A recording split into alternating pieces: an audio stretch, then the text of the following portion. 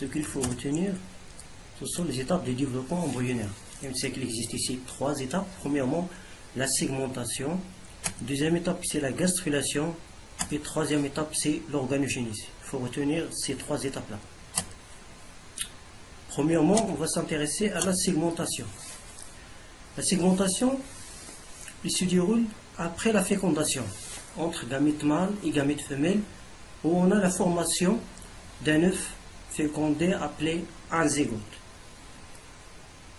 Le noyau de ce dernier va subir plusieurs divisions cellulaires sans augmenter de volume. On peut parler ici de divisions simples. Ce sont de simples mitoses. Ainsi, on aura la formation d'une masse cellulaire appelée morula, constituée d'un nombre très important de blastomères.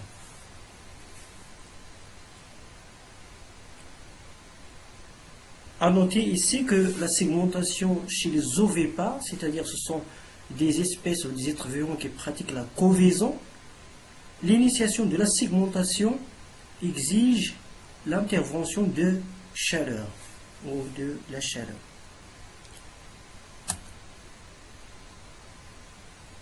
On note aussi que la vitesse de segmentation peut varier d'une espèce à l'autre selon la présence ou l'absence du vitulus et aussi sa concentration. On parle ici de vitulus, c'est-à-dire c'est un ensemble de réserves nutritives pour la survie de l'embryon, mais aussi sa croissance.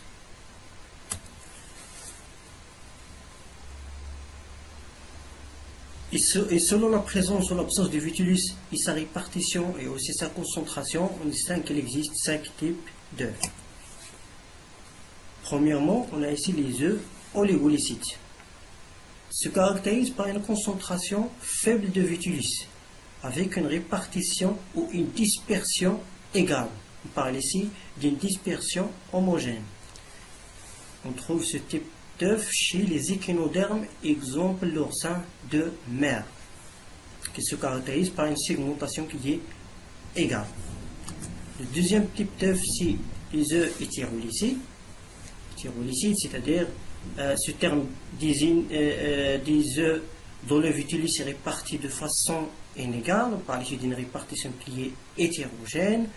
On trouve ce dernier chez les amphibiens, exemple le xénon. Par ici, c'est-à-dire pour ces êtres vivants, la segmentation est inégale. Les œufs centrolycites.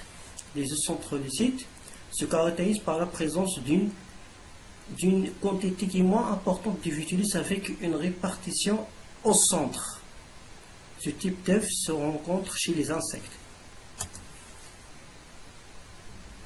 Tylolycites se caractérisent par, c'est-à-dire ce sont des œufs qui se caractérisent par un volume considérable de vitulus, une concentration très importante de vitulus, et aussi ce sont des œufs de grande taille, rencontrés généralement chez les oiseaux.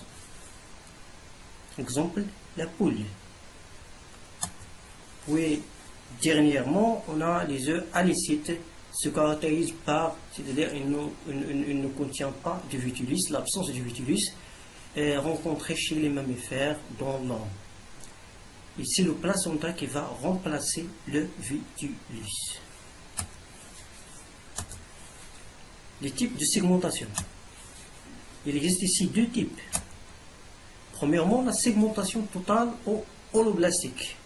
Segmentation totale ou holoblastique, c'est-à-dire les divisions de segmentation, c'est-à-dire tout l'œuf va subir ces divisions. On parle ici de segmentation qui est totale ou holoblastique. La segmentation totale ou holoblastique peut être égale ou subégale. Égale ou subégale chez les œufs oligolycites et halycites, c'est-à-dire les œufs qui se caractérisent par une faible concentration de vitulus ou l'absence de vitulus chez l'homme ou chez les œufs halycites. Égal, c'est-à-dire on a la formation des blastomères de même taille, et subégal, c'est-à-dire il n'y a pas de différence significative entre la taille des blastomères.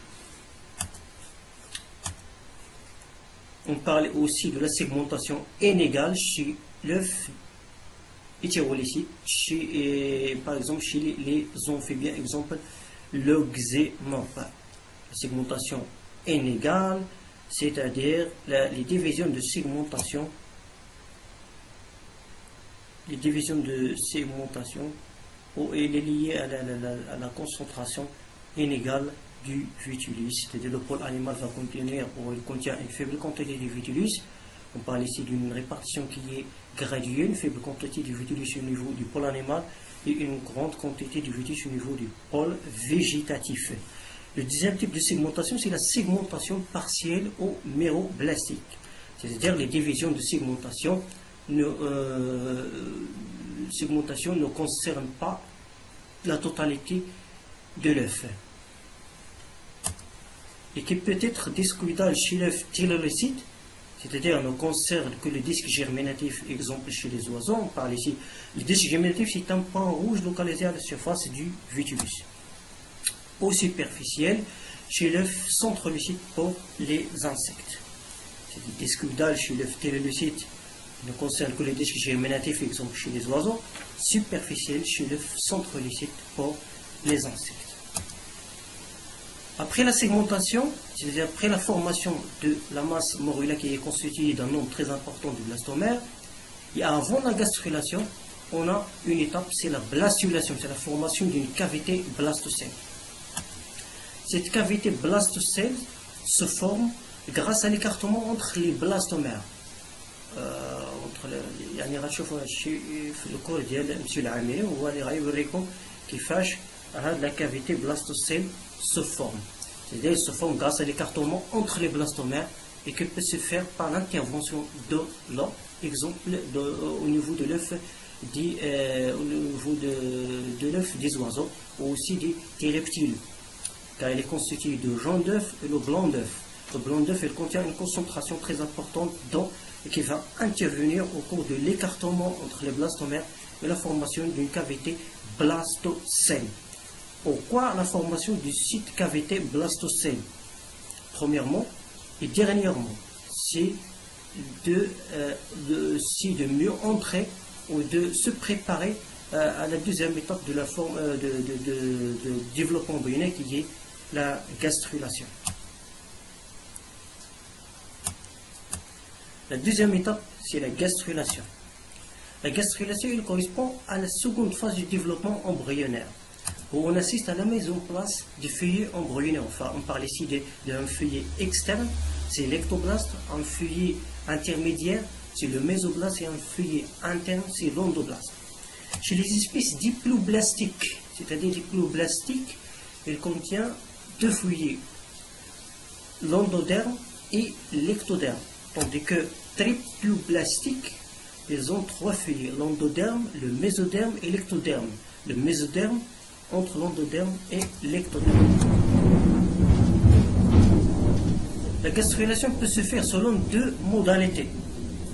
La gastrulation peut se faire selon deux modalités, soit par embolie, c'est-à-dire c'est le pôle végétatif qui va s'enfoncer à l'intérieur de la blastocèle, où on a la formation de l'arc-enterrant, soit par épibolie, c'est-à-dire c'est le pôle animal qui va recouvrir tout l'œuf. Généralement, en embolie, on le trouve généralement chez l'oursin de mer. C'est-à-dire le pôle végétatif, il va s'enfoncer à l'intérieur du blastocèle et on a la formation de l'arc-enterrant. Soit la gastrulation peut se faire par épibolie, c'est le pôle animal qui va recouvrir tout l'œuf. Il existe généralement chez les amphibiens, exemple l'oxyne.